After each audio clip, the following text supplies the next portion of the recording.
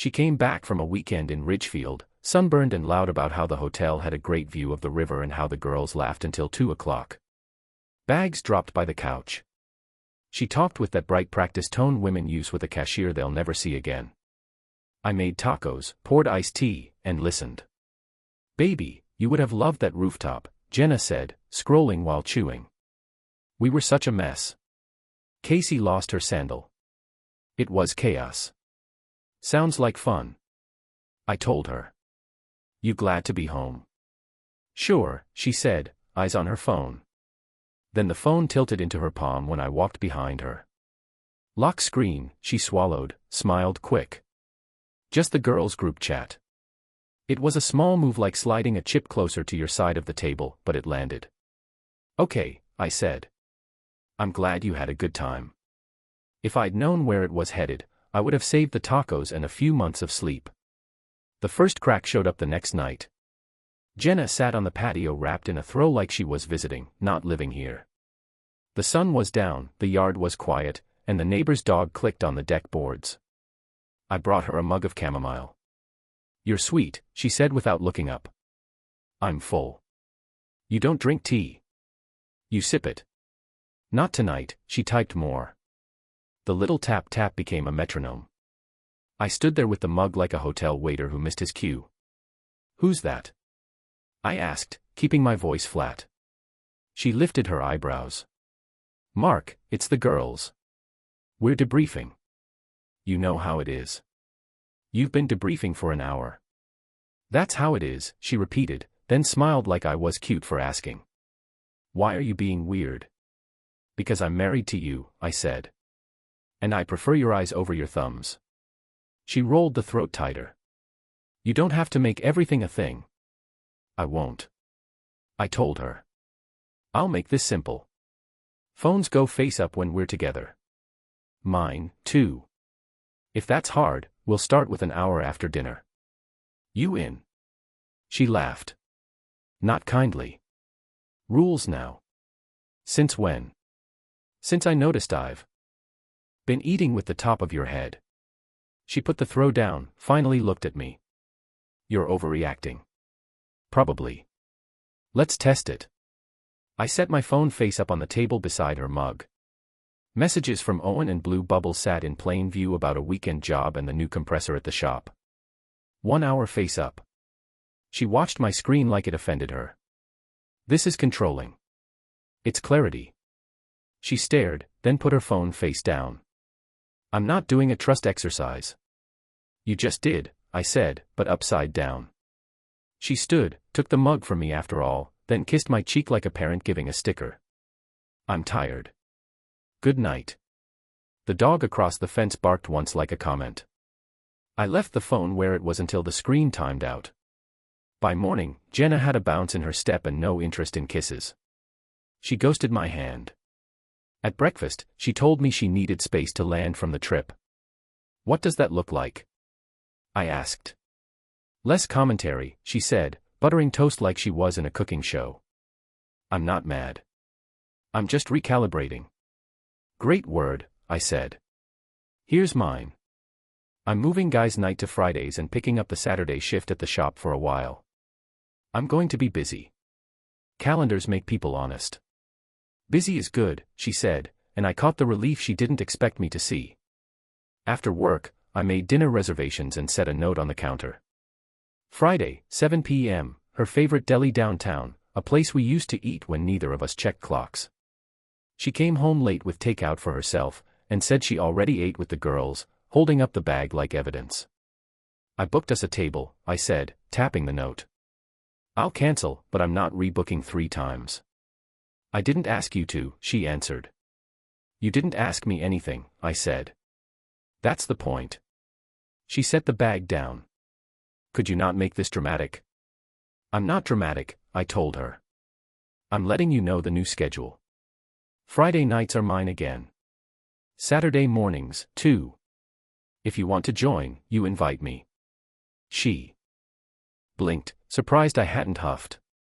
"Fine." Also, I added shared budget goes to bills only this month. Extra spending we do separate just until we're both back on the same page. That's punitive. It's accounting. Saves misunderstandings. She smirked, almost impressed and almost angry. Then took her food to the den and ate with the TV up. The phone stayed within an inch of her hand. The lock clicked every time I passed the doorway like a seat belt. At Owen's shop Saturday, I sanded cabinet doors and kept my mouth shut until he said, "You're quieter than the old drill press." "Jenna's back from Ridgefield." I said. He blew sawdust off his arm. "You too good. She talks more to a screen than me." I said. "A couple rules." "Did she said any back?" "She said I was dramatic." He grinned. "You're not. You're a spreadsheet." "Yeah," I said. "I'm also not a doormat." "Good." He nodded. "Remember that if it gets noisy, it would." I just didn't know how loud yet. The second drift happened at brunch with our neighbors. Linda and Walt are harmless, kind people who overcook bacon and ask normal questions.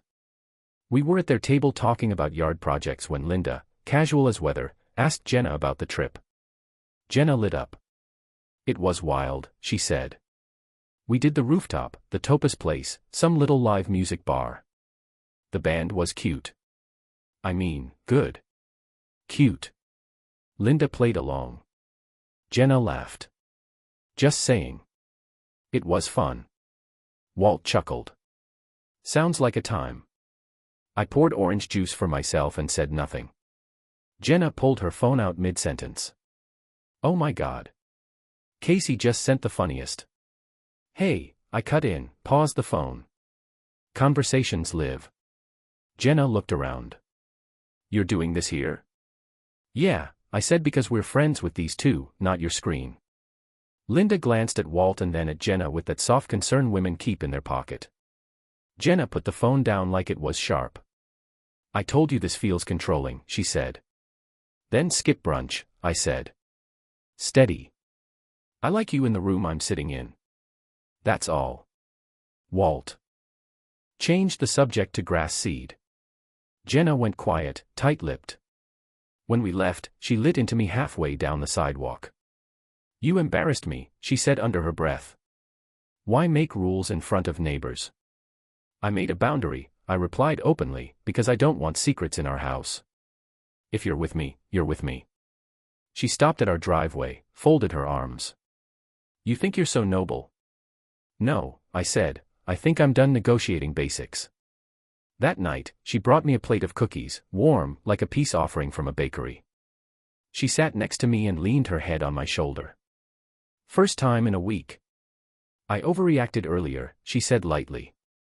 "Brunch was a lot. I get that you want attention. I can do better." "Attention," I said. "Chewing is free." "I know," she said. "I'll try the face-up thing a couple nights a week. Baby steps." She placed her phone screen up and even turned off notifications. It was a performance, but it was also something. The next morning, she made me a packed lunch like we were dating again. Turkey, an apple, a sticky note that said, "Have a good day." Owen opened my lunch in the shop like a raccoon. "She packed you a note," he said, waving the post-it. "That's cute. You two turning a corner." "Maybe," I said. "Or she's buying time." "Time for what?" "I don't know yet," I told him. "I'll find out." The buying time angle made more sense. 2 nights later, Jenna announced she was going to a girls' happy hour with Casey and Lena. 6:30 came and went. The clock ticked to 10 o'clock. I texted her, "You good?" She responded at 11 o'clock, "Don't wait up." Followed by a heart and a champagne emoji like a postcard from a stranger.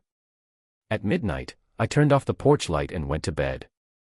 At 2, I woke to the garage door and the careful steps of someone who lives with secrets. She slid under the blanket like she was trying not to wake a cat. I didn't speak. In the morning, I made coffee and laid out a simple plan like hardware on a towel. "Evenings," I said while pouring, "if you're out, I want a time you'll be back. If you're not sure, say not sure. But this don't wait up thing doesn't live here." She frowned into her mug. "This is smothering. This is information." I said, "You want space. You can have all of it, but we do it clean." I'm not reporting to you. You're updating your husband. I corrected. The title comes with it. She picked up her phone and scrolled like my voice was a pop-up ad. Okay. I said, no heat. Here's my update. I won't be here 3 nights a week. I'll be at the shop late or at the gym. If you want to see me, put it on the calendar. Also, I'm canceling the couples trivia night next month. I don't do public cold shoulder games. You're canceling our plans without asking. I'm not interested in being background noise. I said, if that changes, we can book new plans. That night, she was syrupy. She brought a blanket, sat close, and found an old comedy we both liked. Halfway in, she laced her fingers with mine, kissed my jaw, and asked how my day was. It felt like someone put the batteries back in the remote. I let myself relax a hair. Halfway through the next week, she went to yoga at 7 and came home at 3 o'clock in the morning smelling like a hotel lobby. No sweat, no mat. She had excuses on the tip of her tongue and a phone glued to her palm. Yoga runs late now? I asked.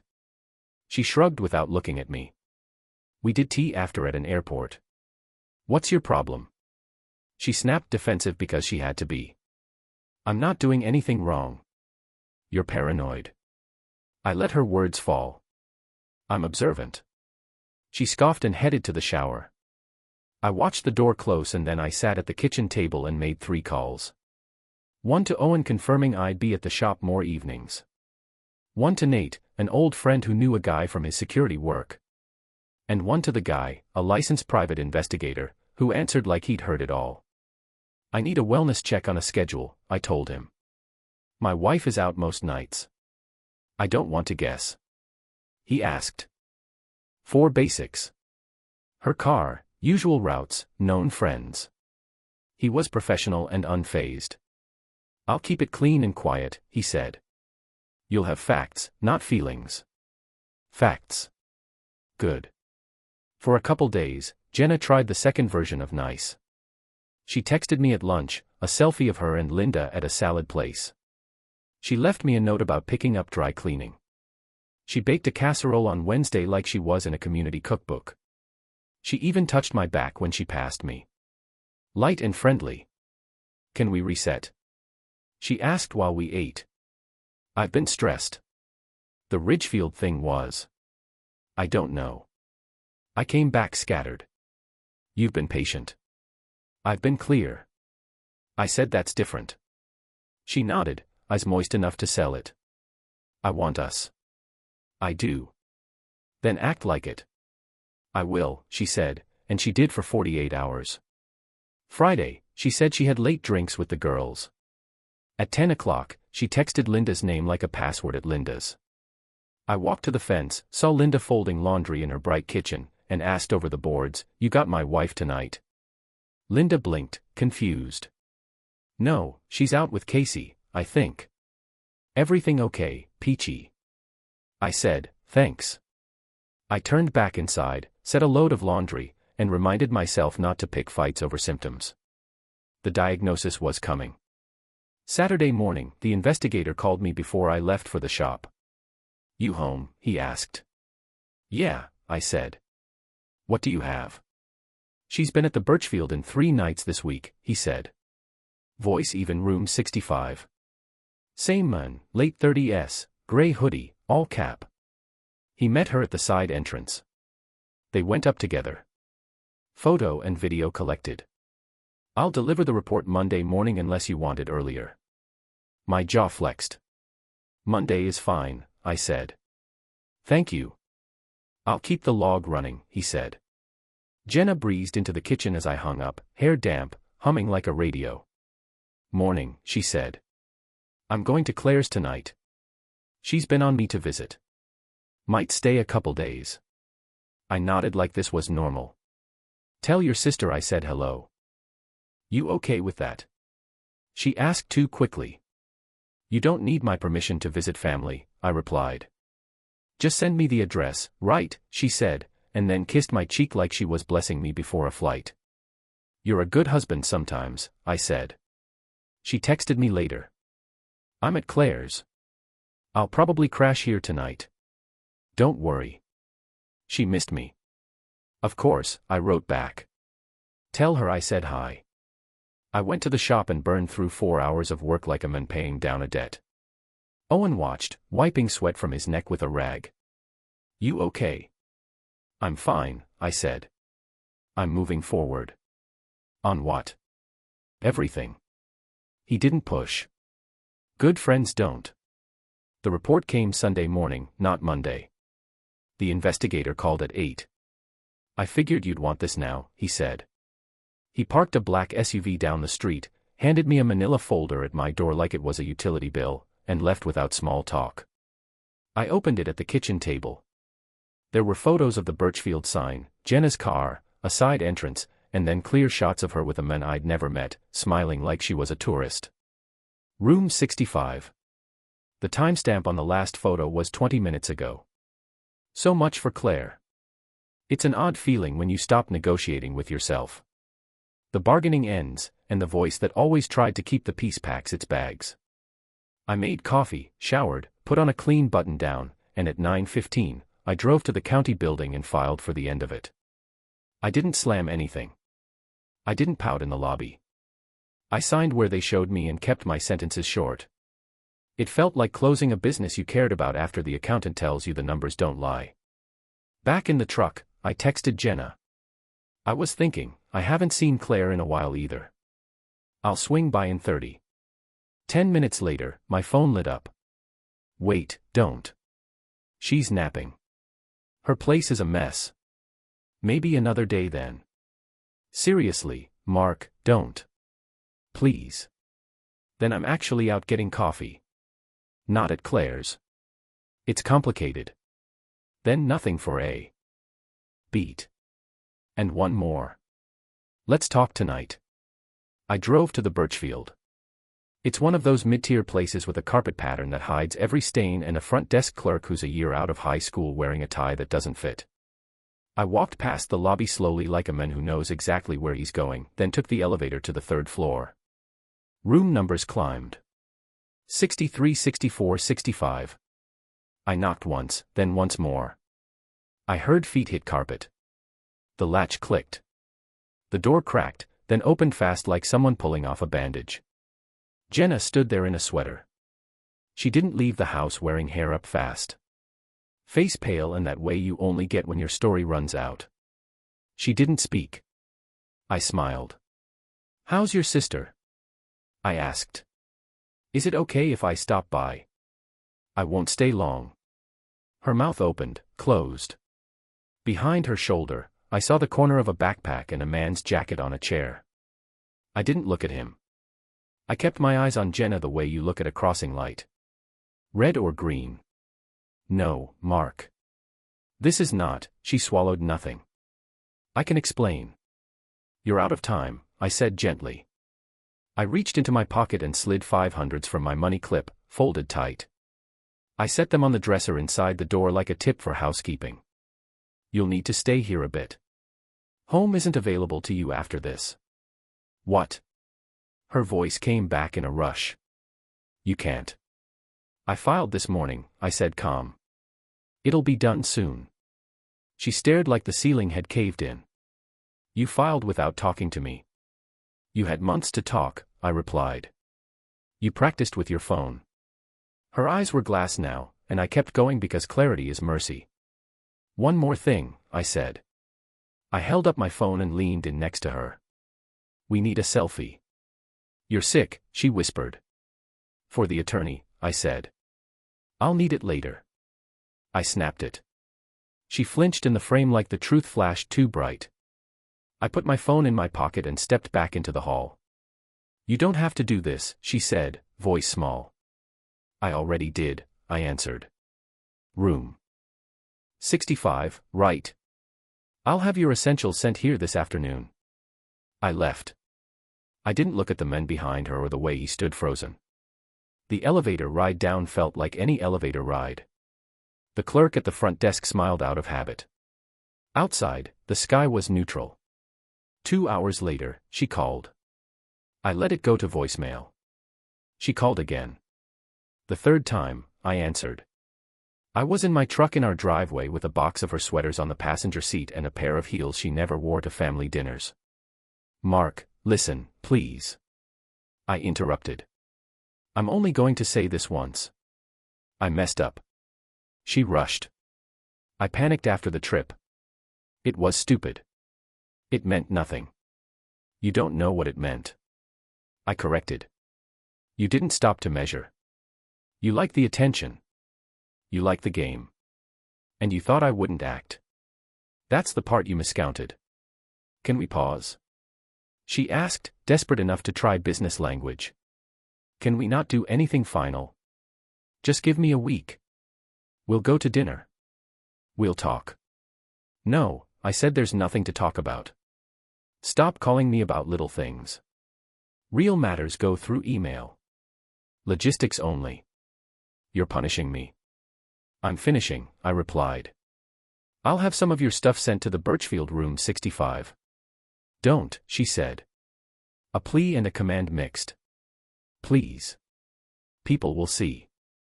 They already do, I said and ended the call. I packed 2 boxes with essentials, clothes, toiletries, a charger, her favorite hoodie. I didn't touch the framed photos. I left those like a museum. I drove to the Birchfield, asked the clerk to drop the boxes at 65, and left before she could turn another page of her script. That night, I slept in the guest room with the door locked. Not because I was scared, but because boundaries should not have exceptions. The house was quiet in a way it hadn't been for weeks. I watered the plants, turned off lights in rooms we never used, and put the shared credit card in a drawer with the wedding album. I sent a short email to Jenna's address. Bullet points: rent due, utilities on auto, her mail forwarded, and a note that we'd handle the rest through the service I set up. Short, clean, factual, no swearing, no speeches, no digressions about who did what to whom and when. The next morning, Owen slid a coffee across the workbench to me. You look like a man who decided something. I closed a chapter, I said. Jenna. Yeah. He didn't ask for details. He nodded and changed a belt on the sander, leaving me the dignity of not telling the story twice. Linda texted in the afternoon. Is Jenna okay? She said she was staying with her sister, then said she was at a hotel. I called Linda and told her 2 sentences. We're splitting. She'll reach out if she wants. You and Walt don't have to pick sides. Oh, Mark, Linda said softly. I'm sorry. Don't be. I said, we're fine. The part of me that wanted to drive back to the Birchfield and deliver another speech died sometime between box 1 and box 2. The truth is, I didn't need anything from Jenna anymore. She had already given me what I needed. Proof that the respect was gone and the game was real. Once you know the game is real, you don't argue about rules. You leave the room. When she texted the next day, it was a paragraph of explanations dressed as apologies. She used phrases like, I don't know who I am right now and I never meant to hurt you. And we can start fresh if you can just, I replied with 2 sentences. Stop. We're done. Email for logistics only. She tried the soft version, then the sweet version, then the outraged version. I stopped being the audience. If a thing doesn't land, it stops getting thrown. At work, I took on more cabinetry jobs and moved the pickup truck project from someday to today. I drove to the lake on Sundays with Nate and a cooler full of water and sandwiches. I spent an hour with my nephew teaching him how to change a tire without losing a finger. My mother called me to ask if I was eating. Yes, I said, and I was. I stopped checking the time. Every 10 minutes. I stopped listening for a garage door like it would define my night. A week passed. Jenna sent another long message about closure. I didn't respond. She tried calling late one night. I blocked her number and sent one final email. Please respect the boundary. We'll communicate through the service. Take care. I didn't feel triumphant. I felt precise. The house started to feel like mine again. I bought a simple leather couch and a sturdy oak table for the kitchen that I had wanted for a year. No brands, no designer nonsense, just solid pieces that would outlast moods. I put hooks by the back door for my jackets and hung a calendar inside the pantry like a coach. It was far from glamorous. It felt good anyway. At my old barber shop, the owner Joe asked, "So, you single or just acting like it?" "Single," I said. He nodded. "You look 5 pounds lighter in the face." "That's not a haircut. That's peace." "Something like that," I said. He tapped my shoulder with the brush. "A little ceremony of brotherhood. Stay moving." I did.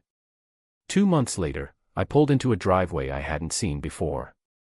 It belonged to Lauren, a nurse from the clinic where my buddy Nate's wife worked. She was grounded, had a laugh that didn't ask permission, and cared for people without auditioning for sainthood. We met at a backyard barbecue where she told a joke about the smell of disinfectant and the smell of lies being different. I told her I had recently learned to tell them apart. We took our time. No games, no speeches. We didn't post about it. We didn't market it. We made coffee, went on hikes, and fixed a leaky faucet in her rental with an old wrench. When she asked about Jenna, I gave the short version and a single photo, the selfie in the hotel hallway. That told me everything I needed. I said. She nodded and didn't ask for gore. Adults don't. By fall, the shop expanded. Owen and I hired a kid from the technical school. I bought a used SUV. Reliable, clean, not loud. Vacation plans. Meant a cabin by the state park, not a rooftop with cute bands. I had friends at my table again. Nate, Owen, even Walt with his overcooked bacon and kind eyes. We ate, talked about nothing, and then about something. Linda cried once and apologized for crying. It was fine. Jenna, I heard in passing, moved into a small apartment across town. Claire told someone who told someone that Jenna was taking time to find herself and working at a boutique. I didn't fact-check. I didn't need to. I knew enough. One Sunday, I found an old list Jenna had written in a notebook. Things to buy for the house, a trip we were going to take. The word together underlined twice. I put the notebook in a box labeled past and slid it onto the highest shelf in the garage where mice and nostalgia go to die. Then I drove to the hardware store and bought a new deadbolt. Boundaries aren't just sentences. Sometimes they're brass and steel. People ask sometimes in that curious cautious way. How did you know it was over? Like really know.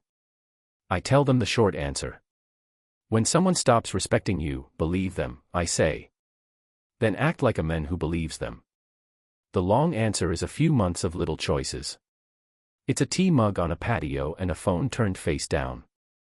It's a brunch where you say the thing out loud instead of swallowing it. It's a neighbor's confused eyebrows. It's 2 versions of nice. The cookie plate and a couch cuddle and a report in a folder with a room number that matches the ache in your gut. It's cash on a dresser because the rest of your mercy is a clean exit and a selfie because the future likes proof. The day I walked away from room 65, I didn't win. I ended. There's a difference. Endings make space for better starts. You can't start anything worth a damn with your head turned toward a door someone else controls. So yeah, I don't run late-night checks of hotel parking lots. I don't drive by apartments that don't belong to me. I don't balance my life on the edge of somebody's lie. I build cabinets that close flush. And I build my days the same way. If you're waiting for a grand statement, here it is. The only one that mattered in the end. I didn't ask Jenna to meet me at a coffee shop for a talk. I didn't ask her to see my side. I didn't invite her to vote on my self-respect. I looked at the life in front of me and I left the room that didn't want me. And I left her a line she can quote if she ever needs to remember how it ended. Stop calling me about little things. I told her, I'll send part of your stuff to room 65. Then I hung up, put the phone on the counter face up, and moved forward. This is where the story ends. How was today's story? I'd love to hear your thoughts in the comments, and where you're watching from. Like, share, and subscribe for more powerful stories.